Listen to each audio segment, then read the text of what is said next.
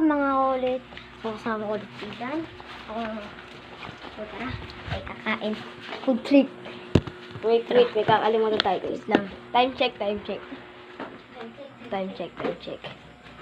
Guys, ang time ngayon is 10:15 ng gabi.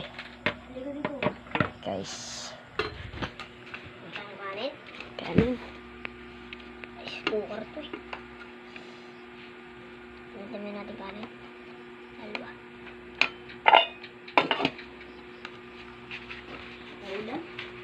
Okay guys, ito ulam natin yan.